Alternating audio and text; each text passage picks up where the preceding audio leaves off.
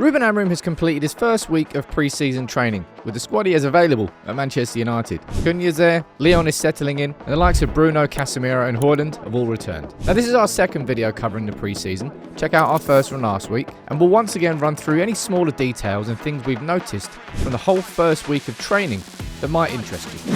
Ruben Amorim will be frustrated with how this summer has gone. Just like you, just like me, but we also play Leeds on Saturday.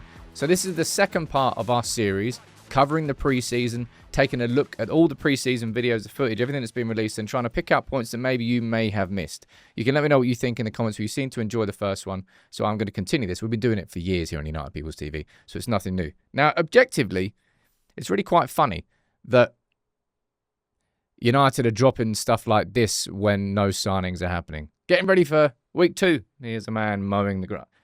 Subjectively, it's not funny whatsoever. But anyway, I mentioned this in the first video, and I want to double down on it because I think it's probably the most important thing that I've seen so far, right? Clearly, all the players have been working on prepared conditioning programs over the summer. Luke Shaw there, Casemiro definitely the biggest example. Well, was the biggest example. Now, it's not so big. Manchester United's lack of athleticism has been a long-standing problem with this football club. Even if you're playing well, you can't sustain it for 90 minutes. I actually asked everyone on the live show, like an example of when we did that before, and it was they had to go back to like Ten Hag and Spurs when we played like that. Aggressive on the front foot, but can actually be fit enough to maintain it for 90 minutes. I think that's something that's obviously been worked on and needs to be worked on because it's the bare minimum that these professionals should be doing. It's something that all of us get so frustrated about, how United can be so energetic in one game and so lethargic in another. That's something that obviously Amorim and his team are trying to get rid of. Now, I thought this was interesting. Kobbie's position. There's been lots of conversation about where Kobbie fits in. Just a little clip here. It's only a minor one. But Kobbie, wherever you look in the pre-season sort of videos and everything that we've seen so far, Kobbie's playing in a deeper role. Now, last season, I said I felt Kobbie's future lay in the number 10 role at Manchester United. Closer to the goal. I feel that's where he's naturally at his best, and I still think that's naturally where he's at his best. But can he be developed and molded into someone who plays deeper? It's not impossible, and I think it's probably probable this season, probably regardless of whether or not we sign Mbeumo, because I've already gone on record and said if we don't sign Mbeumo, I would rather see Bruno push forward and us spending big on a central midfielder rather than looking at an alternative.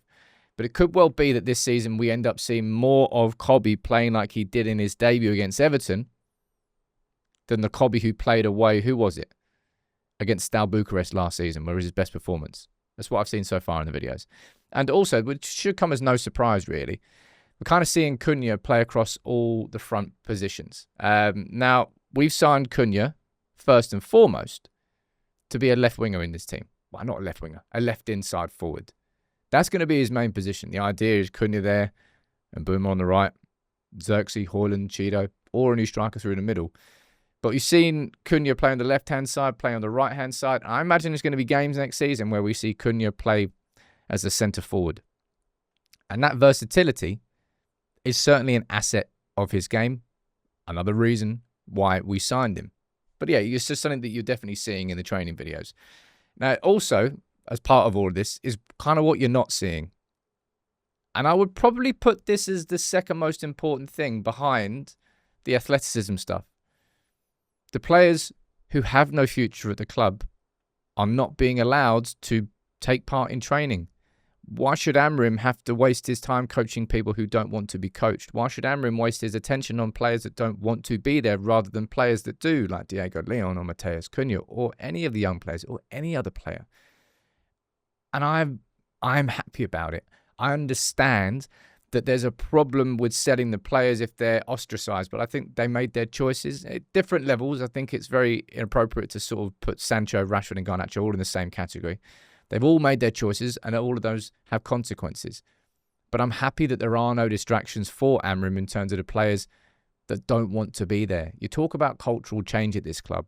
We're just at a crossroads here. We're at a sticking point that there are players who are now frozen out that we can't seem to find buyers for. Look, this morning, about an hour ago, even less than that, David Ornstein confirming that Bayern have had a €67.5 million bid for Luis Diaz turned down. Isn't it nice having players that clubs actually want to come in and pay money for. Yep, that's not United right now. But I'm happy that there are no distractions from those players. There's distractions in the stories that exist, but there's no distractions at Carrington. And Carrington needs to be and to become that sort of that safe place again. I always go back to it, the Fergie story with Beckham after the World Cup when he was like enemy number one of the whole public. But go to Carrington, close the doors. It's a safe environment. Welcome back to Manchester United. That's what Carrington needs to be again. And the final point I want to mention here, and we spoke about youngsters in the first video that we did. I want to speak about some other ones. Cheeto. He's putting in the graft. Cheeto got some opportunities last season, broke through and made his first team debut. And maybe some people didn't expect that he would make that so soon, but given how bad our goal scoring was last season, the opportunity was there. The pathway is there, and we haven't signed a striker yet. It's not to say that we definitely won't sign one, but it's going to be interesting to see what Hojlund... I say interesting to see what Hojlund does. I would rather United have loaned Hojlund out or sold him and bought a new striker in, but that doesn't look like it's going to be the case. I'll go back to what I said there about Luis Diaz. It's all well and good wanting these players to move on, but you need clubs to actually come and want them.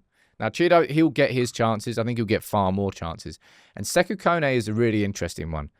As it stands still, we've not heard anything about signing a midfielder, really. Like we've been linked with Edison from Atalanta. Is it Nemetchev from Dortmund?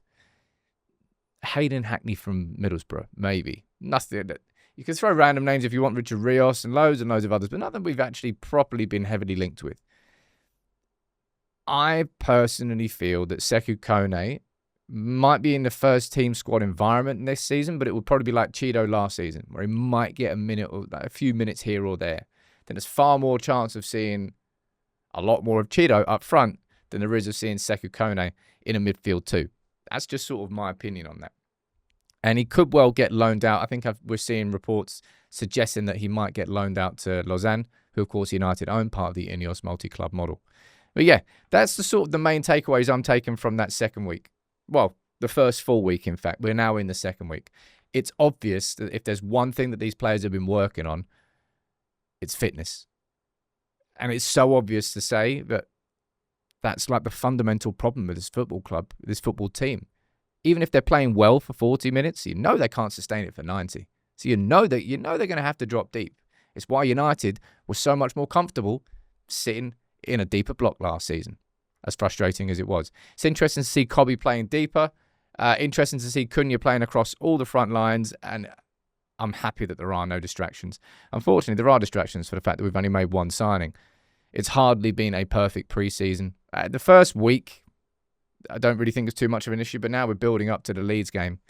I think it becomes a problem about these signings. Anyway, let me know what you think in the comments below. Any other things that I've missed or anything you want to talk about more? As always.